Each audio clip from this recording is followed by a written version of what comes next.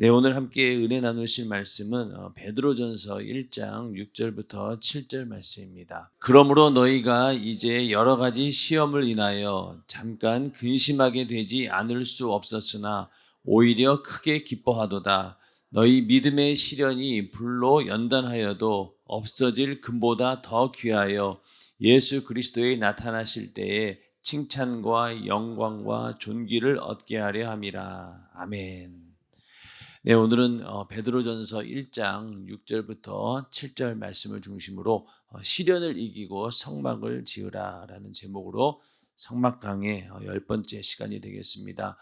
성막을 짓는 그 자세 세 가지가 첫 번째는 즐거운 마음으로 성막을 지어라. 그리고 또 하나님이 말씀하신 식양대로 지어라. 그리고 시련을 이기고 성막을 지어라. 이렇게 세 가지가 되는데 우리의 신앙생활도 마찬가지인 것 같아요. 우리가 처음에 예수 믿고 얼마나 기뻐했고 또 얼마나 즐거워했습니까? 그리고 그 구원을 유지시키기 위해서 또 지키기 위해서는 우리가 하나님 말씀의 법을 잘 따르고 또 거기에 순종하는 그런 삶을 살아야 되는데 그러한 삶을 살도록 그냥 두지를 않습니다. 악한 마귀 역사가 끊임없이 방해를 하다 보니까 우리에게는 끊임없이 유혹이 있고 미혹이 있고 또 악한 마귀의 여러 가지 괴계가 있기 때문에 그런 것들을 다 이겨내야 됩니다. 그러고 나서 또 시험도 오게 되고 핍박도 오게 되고 그런 것들을 다 이겨내고 내 안에 이루어진 성전, 성령으로 이루신 성전을 끝까지 지켜내야 되고 또 영원한 천국이라고 하는 우리의 소망이 되는 그 성전을 우리가 바라보고 소망하고 또 거기 가서 우리가 사는 그날까지 어떻게든 우리의 믿음을 잘 지켜내는 것, 이게 바로 우리의 신앙생활입니다. 그래서 이 성막을 짓는 일에도 엄청난 시련이 있었죠. 그래서 어, 이 성막을 지을 때도 그렇지만은 나중에 이스라엘 백성들이 성전을 지을 때 오죽하면은 그 솔로몬이 성전을 지으면서 어땠습니까? 나라가 분열됐어요. 나라가 남유다하고 북이스라엘로 분열되는 이유가 무엇이었습니까? 솔로몬이 아주 강하게 성전 건축을 밀어붙이다 보니까 그 백성들이 거기에 대해서 반대하면서 나라가 둘로 쪼개졌습니다. 그 정도로 이 성전을 짓는 일 굉장히 시련이 오고 나라까지도 분열될 수 있는 그런 아주 힘들고 어려운 일입니다. 그래서 이 예수님께서 우리 안에 성전을 세우기 위해서 성령을 보내주시는 성령의 전을 만들기 위해서는 예수 그리스도의 고난과 죽음이 있었다라고 하는 사실. 그러니까 우리 안에 이루어진 이 구원의 역사 또 내 안에 성령께서 함께 하시는 그 역사를 위해서는 예수 그리스도의 고난과 죽음이 있었다라고 하는 사실. 그 정도로 우리 안에 이루어진 성령의 전을 만들어내는 일에도 그만큼 하나님의 아들의 고난과 죽음이 있었기 때문입니다. 그래서 우리도 그 이후로 예수 그리스도처럼 내가 하나님의 성전으로 만들어지기 위해서는 예수와 같은 그런 고난과 또 어떤 경우에는 최후에는 죽음까지도 각오해야 되는 그런 상황이 온다라고 하는 사실을 우리는 이 성막을 통해서 알 수 있고요. 또 이렇게 성전을 지으려고 할 때 시련이 오는 이유는 바로 방해하는 원수가 있기 때문입니다. 그래서 이렇게 고난과 죽음까지도 우리는 각오해야 되고 또 이렇게 시련이 오는 이유는 바로 방해하는 원수가 있기 때문이다. 이렇게 성경은 말씀을 하고 있습니다. 솔로몬이 성전을 건축하다가 이 나라가 분열되었죠. 그래서 또 나중에 또 바벨론에 의해 가지고 그 성전이 다 무너지게 되고 그리고 또 포로로 잡혀가게 됩니다. 그러니까 성전 건축으로 인해 가지고 나라가 분열되고 또 나라가 완전히 망하면서 거의 70년 동안 그렇게 포로 생활까지도 하게 됩니다. 그러니 이스라엘 백성들에게 이 성전을 건축한다라고 하는 것은 시련이 있는 일이었고 정말 어려운 일이었습니다. 그러다 보니 이제 포로 생활에 있는 동안에 1차, 2차 포로 귀환이 있었죠. 그래서 이제 그 바벨론이 페르시아에 의해서 이제 망하게 되면서 이제 그 포로들이 귀환을 해서 성전을 재건축하게 됩니다. 그런데 이 재건축을 이게 하는 데 있어서 쉽게 된 게 아니었어요. 왜냐하면은 일단은 그 재건축을 하려고 이제 왔는데 거기에서 방해 세력들이 있었습니다. 그 자들이 어떤 자들이냐면은 바벨론으로 이렇게 쫓겨난 사람들은요, 대부분 그 이스라엘 중에서도 똑똑한 사람들, 또 영향력 있는 사람들, 그런 사람들을 전부 다 포로로 끌고 갔어요. 그러다 보니까 이스라엘에 남아 있는 사람들은 어떤 자들이냐면은 천민들, 그러니까 아주 저변에 있던 사람들이 거기에 남아 있었던 거예요. 근데 거기에 남아서 나라를 지킨 것이 아니라 주변에 있는 이방 국가들하고 이렇게 섞여져 가지고 혼합 민족이 돼 버린 겁니다. 그러면서 나중에 인제 그 이스라엘이 포로가 귀환을 해서 성전을 재건축한다는 말을 듣고 거기에 극렬하게 반대를 합니다. 왜 그럴까요? 비어 있는 그 땅에 자기들이 그 땅을 차지하고 또 이방인들까지 끌어들여 가지고 나름대로 거기서 잘 먹고 잘 살고 있었기 때문에 다시 이스라엘 백성들이 돌아오게 되면은 자기들의 땅도 빼앗기고 기득권도 빼앗길 것 같으니까 극렬하게 이 재건축을 반대합니다. 그러다 보니까 한 14년 동안 이 건축을 하지 못했어요. 그러다가 겨우 인제 스룹바벨에 의해서 이제 성전을 건축하게 되는데, 그 이후로도 그 성전을 지키는 자가 없으니까 나라가 물론 바벨론에서 해방은 되었지만 포로의 생활은 끝났을지 모르지만은 아직까지는 이스라엘 나라가 재건된 게 아닙니다. 그러니 그 예루살렘 성전이 재건은 되었지만은 그 이후로도 계속해서 적들의 침공에 의해서 회파되고 또 성문은 불타버리고, 그러한 소식을 이제 느헤미야가 이제 들은 거예요. 듣고 나서 안타까운 마음으로 다시 그 예루살렘 성전을 다시 우리가 보수 공사를 해야 되겠다, 이제 그런 마음을 먹고 있던 차에 이제 하나님의 역사 가운데 이제 오게 됩니다. 그래서 예루살렘 다시 그 성벽을 중수 공사하기 위해서 이제 이 느헤미야가 나중에 오게 되죠. 그래서 나중에 이 중수 공사는 한 52일 만에 하나님의 역사 가운데 아주 극적으로 마무리가 됩니다. 그래서 여기 느헤미야서 4장 15절 20절에 보면은 그러한 배경 가운데서 이제 그동안 이 성전 건축을 하는 일에 엄청난 방해 공작이 있었기 때문에 느헤미야도 그런 소식을 듣고 단단히 준비를 한 거예요. 그래서 우리의 대적이 자기의 뜻을 느헤미야서 4장 15절부터 20절 한번 보겠습니다. 우리의 대적이 자기의 뜻을 우리가 알았다 함을 들으니라. 하나님이 저희의 꾀를 패하셨으므로 우리가 다 성에 돌아와서 각각 역사하였는데, 그때로부터 내 종자의 절반은 역사하고 절반은 갑옷을 입고 창과 방패와 활을 가졌고 민장은 유다 온 족속 뒤에 있었으며. 자, 여기 보면은 성전을 재건축하는 일에 있어서 절반은 뭐였다는 거예요? 갑옷을 입고 창과 방패와 활을 가졌다는 거예요. 자, 성전 건축하는 일에 가뜩이나 모든 사람들이 힘을 모아서 건축하는 일도 바쁘고 힘든 일인데, 이 대적들을 지켜내느라고 반 이상은 창과 방패와 활을 가지고 무장을 하고 있어야 된다는 거예요. 그리고 17절에 보면은 성을 건축하는 자와 담보하는 자는 다 각각 한 손으로 일을 하며 한 손에는 병기를 잡았는데, 또 그렇게 일을 하는 사람들도 한 손으로는 일을 하고 한 손으로는 병기를 잡고 있었다는 거예요. 그래서 건축하는 자는 각각 칼을 차고 건축하며 나팔 부는 자는 내 곁에 섰었느니라. 내가 귀인들과 민장들과 남은 백성에게 이르기를 이 역사는 크고 넓음으로 우리가 성에서 나뉘어 상고가 먼즉 너희가 물은 어디서든지 나팔 소리를 듣거든 그리로 모여서 우리에게나 나오라. 우리 하나님이 우리를 위하여 싸우시리라 하였느니라.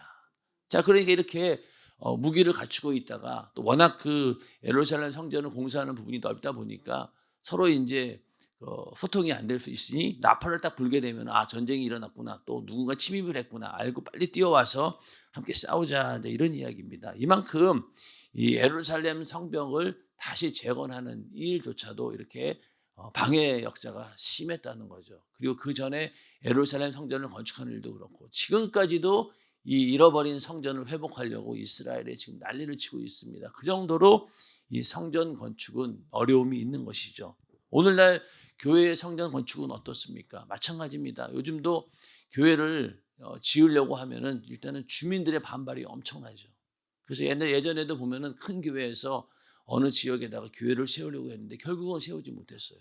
그리고 또 세운 다음에도 계속해서 잡음이 많이 일어납니다. 법적인 소송이 일어나고 또 주민들의 반발이 있고, 그러다 보니까 성전 건축을 하기 위해서는 엄청난 이런 시련이 있다라는 걸 알고 사전에 굉장히 많은 기도를 하게 되죠. 우리 연세중앙교회도 궁동에다가 성전을 건축할 때 많은 사람들이 우려했었어요. 야, 여기다가 성전 짓는다라 그러면 반드시 주민들의 반발이 있을 것이고, 이거 그러다가 성전을 못 짓는 거 아닌가라고 그렇게 걱정하는 사람들도 있었습니다. 그래서 정말 오랫동안 기도를 했어요. 그런데 참 놀랍게도 이 주민들의 반발이 조금은 있었어요. 근데 우리가 생각하는 것처럼 심각하지 않았습니다. 그게 다 기도의 위력이었죠. 여러 가지 힘든 일이 있었지만은 우리 교회는 하나님의 은혜 가운데 성전 건축하는데 큰 무리가 없었습니다. 그만큼 기도했기 때문에 가능한 일이었습니다. 그리고 그 이후로 생각해 보면은 궁동 성전 지어진 다음에 그 주변에 있는 환경들이 엄청 좋아졌고, 또 자기들이 가지고 있는 집값도 많이 올랐고, 그랬음에도 불구하고 여전히 그 교회 주변에 있는 원래 있던 그 주민들은 교회를 막 핍박합니다. 비난하고. 지금까지도 그러더라고요. 몇십 년이 지나도. 그러니까 그만큼 성전을 건축하는 일에는 예나 지금이나 변함없이 이렇게 방해 역사가 있다. 그리고 지금도 성전을 짓기 위해서 얼마나 어렵습니다. 특히 신도시 같은 경우에는 사실은 그 거주하는 사람에 비해서 교회는 턱없이 부족한 거예요. 그런데도 정책적으로 아예 그 신도시에는 종교 부지를 딱 정해 놓잖아요. 그거 이상은 교회를 질 수가 없어요. 쉽게 얘기해서 내가 땅 주인이에요. 나 여기다 교회 지렵니다 해도 못 진다는 말. 그렇게 다 막아 놓은 거죠. 그러니 교회를 짓고 싶어도 못 짓는 시대가 왔다는 겁니다. 다 이런 것들이 왜 그럴까요? 바로 이 마귀 역사가 있기 때문에 그런 겁니다. 마귀 역사가 끊임없이 방해한다는 얘기죠. 마찬가지로 우리 안에 하나님의 성전이 건축되어지는 일에, 성령의 전으로 만들어지는 일에 마귀 역사가 가만히 있을 리가 없겠죠. 왜? 지금까지는 자기 소유에 있었고 자기의 권한 아래에 있었는데 빼앗겨 버렸으니 가만히 두겠냐고요. 어떻게든 다시 빼앗으려고 이렇게 난리를 피우는 게 바로 마귀 역사입니다. 그래서 우리가 내 안에 있는 성령의 전을 끝까지 거룩하게 유지하고 지켜내는 일 가운데 마귀 역사가 항상 방해한다라고 하는 그런 사실을 알고 끝까지 믿음으로 잘 지켜내는 우리 모두가 되기를 주님의 이름으로 축원합니다. 그래서 이렇게 우리가 하나님 말씀대로 살아가고 내 안에 있는 그 성령의 전을 지켜가는데 끊임없이 이 마귀 역사는 이제 시험을 줍니다. 처음에는 우리를 미혹하고 유혹합니다. 그러다가 그것도 잘 안 통하면은 그 다음에는 우리에게 시험을 주죠. 아주 아리까리하게 만들어서 이게 하나님의 뜻인지 모르게 만들어서 뜻인가 아니면은 혹시 하나님의 뜻일 수도 있다라는 그런 희미한 생각을 가지게 만들어서 계속해서 우리를 시험에 들게 만듭니다. 그것도 안 되면 어떨까요? 그 다음에 핍박을 하죠. 그 핍박해도 안 되면 어떻게 해요?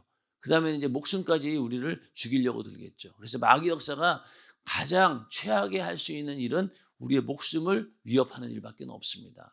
그래서 어떤 경우에는 정말로 목숨까지도 앗아갈 수 있는 거죠. 거기까지가 한계입니다. 그 이후로 내 영혼이 구원받는 일에 대해서는 마귀 역사는 더 이상 건드리지 못합니다. 그러니까 우리를 미혹하고 또 시험에 들게 하고 그 다음에 또 핍박하고 결국은 죽게까지도 할 수 있어요. 그러나 그 이상으로 내 영혼을 빼앗아 가지 못한다는 겁니다. 그래서 우리는 그걸 알고 오늘 이 고린도전서 10장 13절 말씀을 한번 같이 읽어보겠습니다. 고린도전서 10장 13절 말씀 시작. 사람이 감당할 시험 밖에는 너희에게 당한 것이 없나니 오직 하나님은 미쁘사 너희가 감당치 못할 시험 당함을 허락지 아니하시고 시험 당할 즈음에 또한 피할 길을 내사 너희로 능히 감당하게 하시느니라. 자, 지금 시험에 들어있는 자들이 있습니까? 또 시험도 보면은 부정적인 그런 시험들도 있죠. 내가 정말로 시험에 들어가지고 내 안에 불만 불평이 있고 뭔가 하나님의 은혜로 해결돼야 되는데 해결되지 못하는 그런 시험도 있지만은 또 여기서 말하는 이런 시험은 또 핍박 이런 것들도 포함이 되는 거죠. 감당하지 못하는 시험 이런 거 생각하지만은 사실은 내가 지금 이렇게 시험을 받고 있다. 하나님이 주시는 것은 아니지만은 그 하나님께서 허락하신 그 시험 가운데 핍박 가운데 있다라고 했을 때 내가 그걸 당하고 있다라고 하면은 하나님께서 네가 그것을 이길 수 있다라고 믿기 때문에 그런 시험과 환난을 주시는 거예요. 그러니까 여기 말씀 그대로잖아요. 감당치 못하는 시험 당함을 허락지 않는다는 거예요. 그죠? 내가 지금 힘든 일을 당하고 있어요. 야, 도대체 나에게 왜 이런 일이 생겼을까요? 도대체 나는 왜 이런 일이 생겼을까? 그렇게 시험에 내가 당하고 있는데 이걸 하나님께서 이미 알고 우리에게 허락하셨다는 거예요. 네가 능히 이겨낼 줄 알고, 그리고 시험 당할 즈음에 또한 피할 길을 내사 너희로 능히 감당하게 한다는 겁니다. 하나님께서 감당할 수 있도록 힘을 주신다는 거죠. 예. 그러니까 우리가 어떤 문제에 부딪혔을 때 하나님께서 그 문제를 깨끗이 해결해 주시는 경우도 있습니다.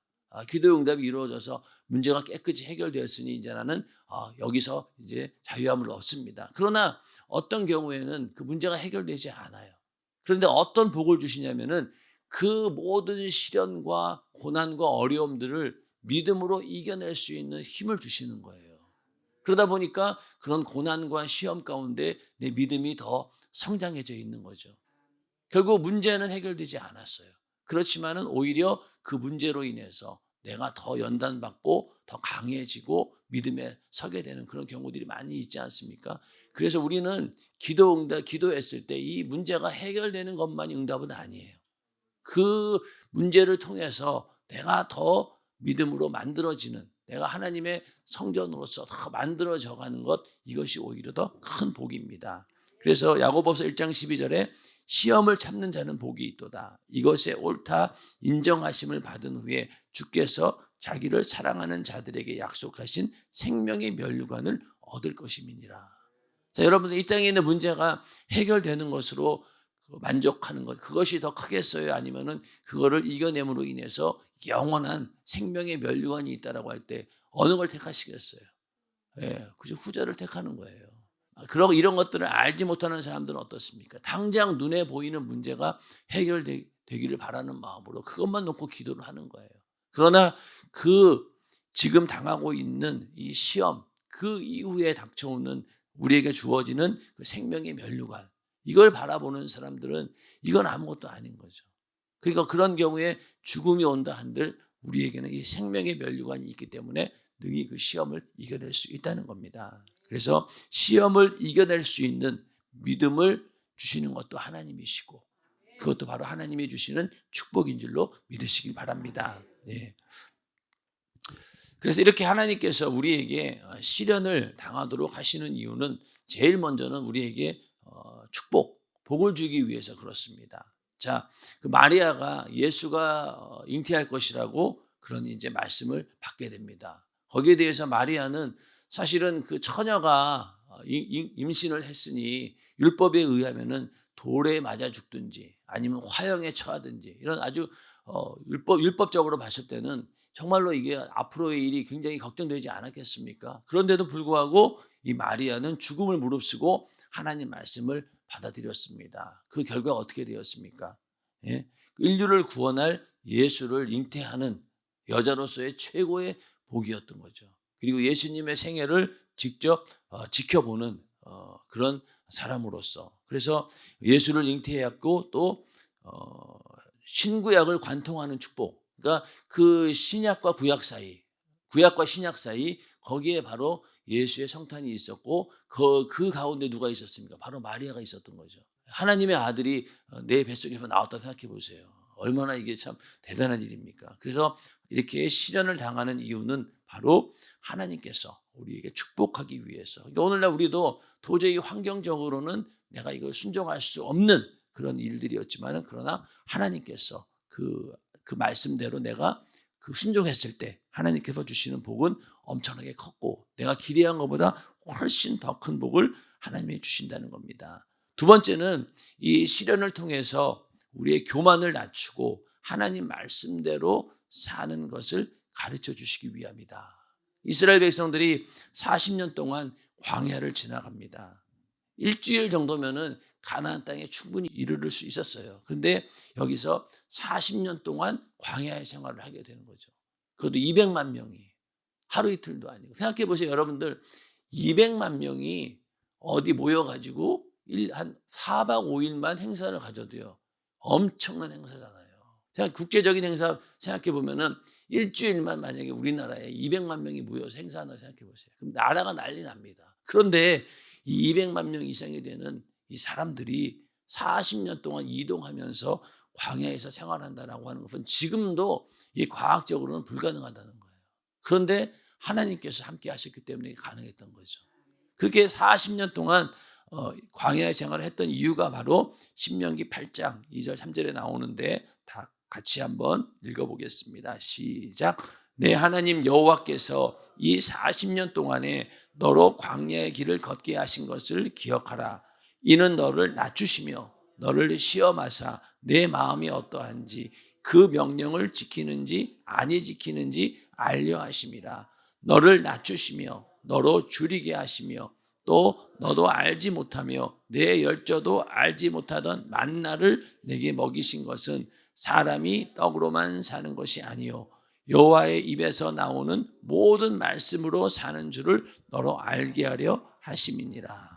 자, 정확히 나와 있죠. 그래서 이스라엘 백성들, 모든 인간들은 이렇게 육신의 양식으로 사는 것이 아니라 하나님의 말씀으로 살아야 된다. 이스라엘 백성들도 너희가 하나님의 백성이기 때문에 하나님 말씀으로 살아야 된다라고 하는 사실을 알려주기 위해서 이 40년의 광야 생활을 지나가게 한 것입니다.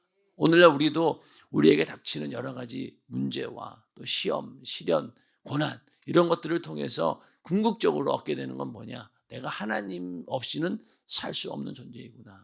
하나님 말씀이 함께하지 않고는 하나님께서 나와 하지 않고는 절대로 나는 살 수 없는 그런 존재구나라는 것을 깨닫게 하시는 거예요. 그걸 깨닫는다라고 하면은 우리의 고난은 정말로 축복이 되는 것이죠. 근데 그 고난 가운데 만약에 그냥 무너져 버리고 오히려 하나님을 원망하고 그렇게 해서 내 믿음을 저버린다라고 하면은 그것은 정말로 더 소중한 축복을 아예 그걸 받지 못하고 그냥 넘어가게 되는 거죠. 그래서 우리는 항상 어떤 어려움이 온다 할지라도 이 말씀을 기억하면서 하나님 말씀대로 살라고 그 말씀이 나에게 절대적으로 필요하구나라는 것을 알려주기 위해서 우리가 이렇게 시련을 당한다. 그러다 보니까 교만함이 없어지는 거죠. 지금까지는 잘 나갈 때는 어떻습니까? 나는 하나님 없이도 살 수 있다라고 막 그러게 은연중에 살았던 거예요. 그런데 막상 어려운 일을 당하고 보니까 어떻습니까? 지금까지 내가 살아온 것이 하나님의 은혜였구나라는 것을 깨닫게 된다는 것이죠. 예. 그 다음에 세 번째는 시험과 고통 중에서 진짜 믿음을 보려는 겁니다. 욥은 고통과 어려움 중에도 아마 인간이 당할 수 있는 아마 최악의 고통이었을 거예요. 그런 가운데서도 하나님 원망하지도 않았고 부인하지도 않고 끝까지 하나님을 지지하는 믿음을 보였습니다. 그랬더니 나중에 가서 하나님이 주신 더 큰 복을 받았고 무엇보다도 그 인내를 통해서 그 욥의 신앙이 더 커졌다는 것. 이게 더 중요한 거죠. 그전까지 자기가 하나님에 대해서 오해하고 있었습니다. 하나님은 원망하지 않았어요. 근데 자기 자신에 대해서는 엄청 원망합니다. 차라리 태어나지 말걸 이러면서 하나님은 원망하지 않았지만 자기 자신에 대한 원망은 엄청나게 했었어요.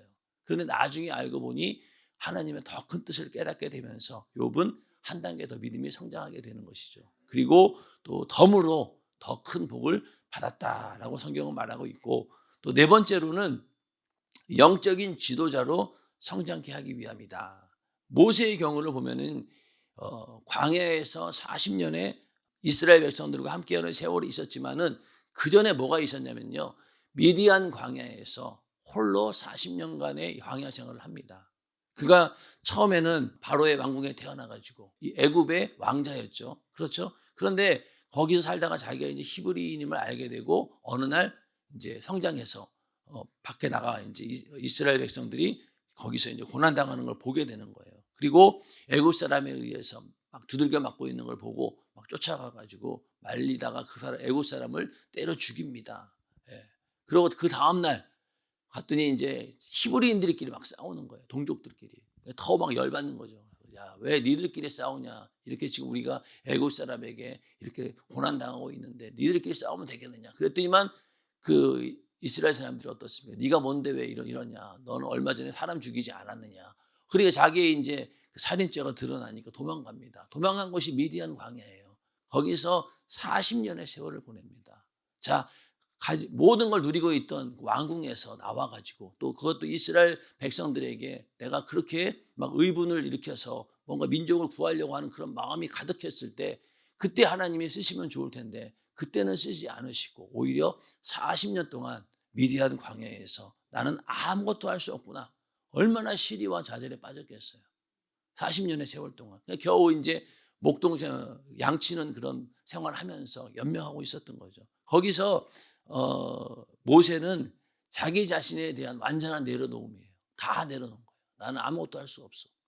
그런데 그때 40년이 다 지날 때 하나님께서 부르십니다. 만약에 모세가 정말로 막 그 사람을 막 때려 죽일 만큼 그 혈기방장하던 때에 하나님께서 부르시면은요 아마 즉각 응답했을 거예요. 아, 기다리고 있었습니다. 당장 내가 이 이스라엘을 구원하기 위해서 뛰쳐나가겠습니다. 그런데 모세가 40년이 광야의 생활 지날 때는 어땠어요? 나는 못합니다. 여러 가지 하나님께서 이적을 보여주고 나서야 겨우 그냥 움직이지 않습니까? 그거는 교만해서 그런 게 아니라 자기 자신을 알기 때문에 그런 거예요. 그래서 모세는 그 40년의 미디안 광야의 삶을 통해서 완전히 자기를 내려놓고 오직 하나님만 의지할 수 있는 그런 믿음을 갖게 된 겁니다. 그래서 우리도 이런 때가 있어요. 내가 막 해보려고 할 때는 안 됐지만은 다 내려놓고 포기하고 있을 때 하나님께서 또 그 일을 하실 때도 있다는 겁니다. 그래서 이렇게 모세도 시련을 통해서 더 큰 지도자로 만들어졌던 거죠. 그러니까 이 모세의 삶이 120살이면은 자, 바로의 왕자로서 40년, 그리고 미디안 광야에서 40년, 또 이스라엘 백성들과 함께 또 광야에서 40년. 그러니까 거의 80년 동안을 모세는 광야에서 보낸 거예요. 인생이 참 어떻게 보면은 광야의 삶인 거죠. 모세는. 그러니까 120년 가운데 80년을 광야에서 보낸 겁니다. 그랬기 때문에 이 모세가 이스라엘을 애굽에서 탈출시킬 수 있는 위대한 지도자로 쓰임받을 수 있었다는 겁니다. 자, 그리고 또 호세아라고 하는 선지자도 있죠. 말도 안 되는 하나님께서 명령을 하십니다. 고멜과 결혼을 해야 되는데 고멜이 그냥 보통 여자가 아닌 거죠. 몸을 파는 그런 창녀와 같은 그런 여자인데 그런 여자와 결혼하라. 결혼을 했어요. 거기까지는 좋았는데 결혼하고 나서도 그 버릇 못 버리고 다시 집을 나가고 또 예전과 같은 그런 생활을 하게 됩니다. 호세아의 삶이 완전히 엉망진창이 된 거죠. 그럼에도 불구하고 호세아는 그 모든 말씀에 순종합니다. 그걸 통해서 하나님의 심정을 알고 그 심정을 이제 이스라엘 사람들에게 예언적으로 이제 전파를 한 거죠. 그 일에 쓰임 받기 위해서 호세아는 자기 삶 전체를 다 드리게 된 겁니다. 그렇게 해서 영적인 지도자로 성장케 하기 위해서 하나님께서는 이렇게 우리에게 시련과 고통을 주신다라는 것을 우리가 믿고 어떠한 어려움이 온다 할지라도 이러한 그 가운데는 반드시 하나님이 주시는 복이 있다라는 그런 것을 우리는 알아야 된다는 겁니다. 그래서 시험을 이기기 위해서는요, 먼저는 하나님 말씀으로 우리가 무장을 해야 되고 또 기도와 성령 충만함으로 또 한 가지 더 보탠다면은 하늘의 소망을 가지고 그걸 이겨낼 수 있다는 겁니다. 만약에 하늘에 소망이 없다, 영혼의 때를 위한 소망이 없다라고 하면 이겨내기 힘들어요. 그런데 내가 이 고난과 이 모든 시련과 환난이 끝나면은 반드시 천국이라고 하는 영원한 행복이 있다라는 사실 때문에 우리는 이겨낼 수 있다는 겁니다. 그래서 오늘 말씀처럼 이 믿음의 시련이라고 하는 것이 더 오히려 금을 연단하듯이 나를 더 연단시키고 결국에 가서는 예수 그리스도에 나타나실 때의 칭찬과 영광과 존귀를 얻게 하려 합니다. 그래서 고난이 여기 옆에 있는 그림 보면은 고난은 변장한 축복이라고 이렇게 얘기하잖아요. 이렇게 앞으로 고난을 봤을 때는 고난밖에는 안 보여요. 굉장히 두렵고 왜 나에게 이런 일이 있었을까라고 하지만은 그 뒤에 있는 하나님의 엄청난 복은 보지 못한다는 겁니다. 근데 여기서 뒤에 있는 축복이라고 하는 것이 문제가 해결된 다음에 만사형통하고 그런 게 아니에요. 여기서 말하는 축복은 신령한 복을 말하는 겁니다. 그래서 우리가 고난 당하다가 죽을 수도 있어요. 그렇지만은 그 죽음 이후에 뭐가 있냐? 바로 영원한 천국이 있고 하나님이 주시는 신령한 상급과 또 면류관이 있기 때문에 그걸 보라는 거죠. 그러면 우리의 당하는 이 고난이 절대로 그냥 지나가는 일들은 아니다. 그래서 고난과 시련이 오면 올수록 우리는 금보다 귀한 믿음으로 만들어져 간다라는 그런 말씀입니다. 그래서 이렇게 시험을 이기기 위해서는 말씀, 기도와 성령 충만 그리고 하늘의 소망을 가지고 있어야 된다. 자, 그래서 이 마지막 여기 보면은 이건 이제 목사님 책 그대로입니다. 시험을 통과하는 만큼 내 영역은 더 커집니다. 영역을 얻는 과정은 군사가 전투에서 피를 흘리며 한 발짝 한 발짝 고지를 점령하는 것만큼 어렵다는 것을 알아야 됩니다. 영역을 얻기에는 이렇게 어려운 거예요. 모든 시련과 환난을 다 이겨냅니다. 그런데 지금까지 쌓아놓은 영역이 무너지는 데는 어때요? 순식간이에요. 예배 몇 번 빠지면은 지금까지 쌓아놓은 게 우르르 무너집니다. 기도 조금 안 하면 어때요? 다 느끼잖아요. 조금만 기도 안 해도 내가 지금까지 쌓아놓았던 영역이 우르르 무너지는 거예요. 그래서 예배 안 드리고 기도 안 하고 그래 보세요. 한 몇 개월만 지나면 불신자 됩니다. 그냥. 그래서 우리 연세중앙교회에 있다가 나간 사람들이 처음부터 믿음이 우르르 무너지지는 않아요. 처음에는 나도 할 수 있어라고 했겠죠. 그러다 보면 딱 나가자마자 제일 먼저 금요철야 안 드리고 3일 예배 안 드리고 주일 저녁 예배 안 드리고 주일 2부 예배만 겨우 드려요. 그러고도 신앙생활 잘하는 줄 알아요. 그러다 결국은 나중 가서는 완전히 믿음에서 떠나게 됩니다. 교회만 겨우 왔다 갔다 하는 종교인으로 완전히 타락하는 거예요. 그래서 이 영역은 쌓기는 어렵지만 무너지는 데는 순식간이다. 그러므로 시험을 이기는 것은 영적인 유익입니다. 시험은 복을 주시기 위해서 약속한 과정에 불과합니다. 꼭 시험을 통과해서 하나님이 예비하신 복을 자신의 복으로 움켜쥐기를 바랍니다.